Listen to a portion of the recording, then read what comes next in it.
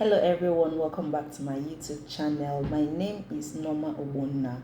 I am a legal practitioner practicing in Lagos State, Nigeria, and called to the Nigerian bar. On this channel, we talk about everything that relates to corporate governance in Nigeria, company law in Nigeria, how companies should be run sustainably and in compliance with the law as it relates to companies in Nigeria. So if you had been following what we had been putting up, or the videos that we had been putting up before now, you would notice that we have started talking about annual general meetings. My initial plan was that this video would come up even before I started talking about any particular meetings. I had recorded this topic. This video is about the practices and the ways that the general meetings of companies should be held. I had recorded this video to put it up first before the other videos for the particular general meetings.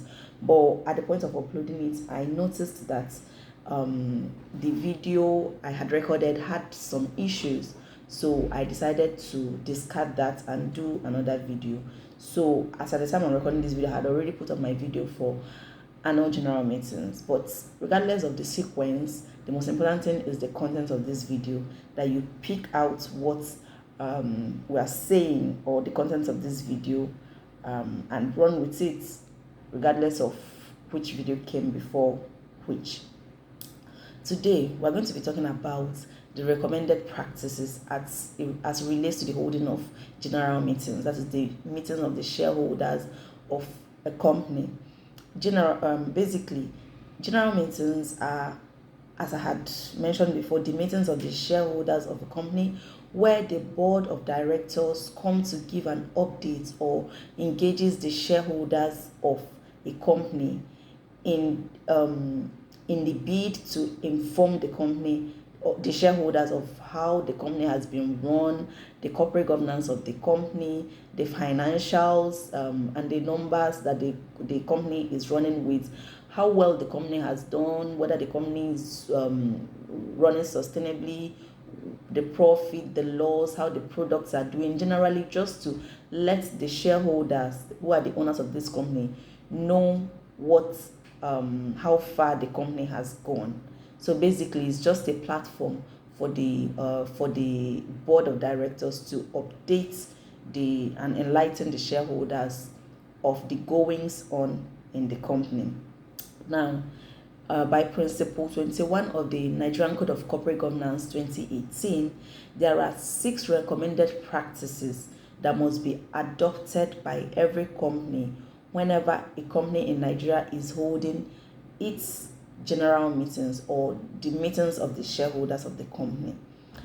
The first is that such meeting must be held in an open manner, in a manner that would make for free discussion between shareholders and directors, even among the shareholders themselves, in a manner that enough time is allocated for discussing each content of the agenda items, or each of the agenda items for the meeting. Enough time should be given to directors, especially the minority shareholders of the company, to discuss and to air their views with regards to the items on the agenda. So basically, the meeting should be held in an open manner. Another recommended practice is that the chairman of the various board committees, and for a public company, the chairman of the statutory audit committee must be present in that meeting.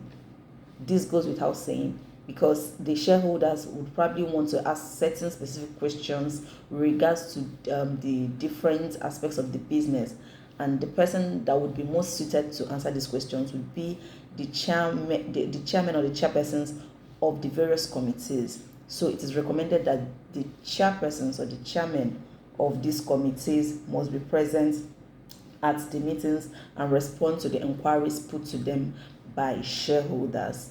Then the third recommended practice is that the venue of the meeting must be accessible.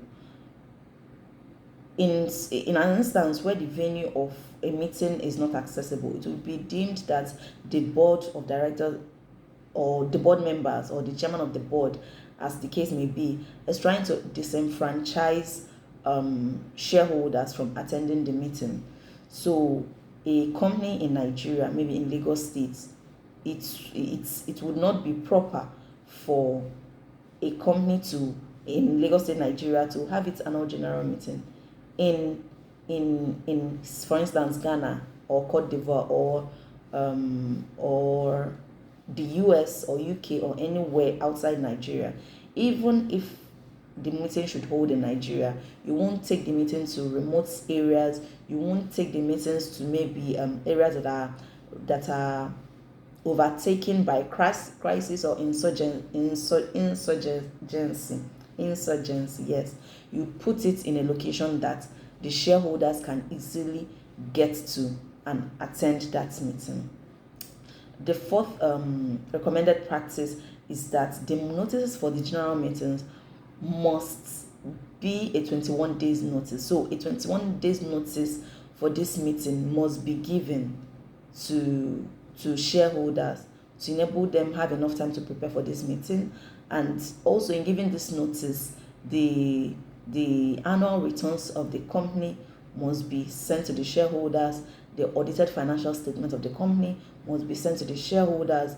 Any report that is to be considered at the meeting should be sent to the shareholders, and any proxy forms should also be availed to shareholders at least 21 days before the meeting. This is to give the shareholders sufficient time to prepare, attend, ask relevant questions, and contribute effectively to the meeting or at the meeting.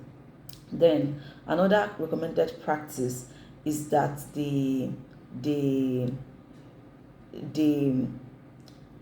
decisions, even before you get to the decisions, resolutions to be passed in a general meeting must not be lumped together.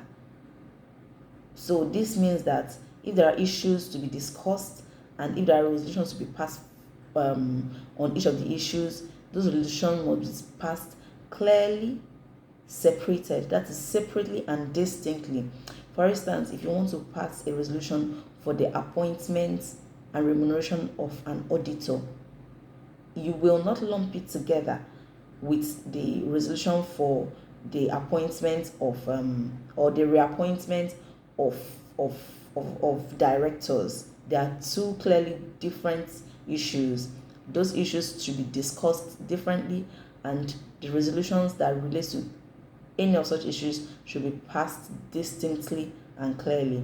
And then the sixth recommended practice is that the board of directors must ensure that the resolutions passed or the decisions reached at the annual general meeting is fully and completely implemented as a governance directive from the shareholders.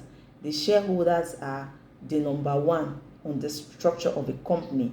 The board reports to the shareholders. So whatever decisions the shareholders take at the shareholders meeting must be fully implemented as a governance directive by the board of directors.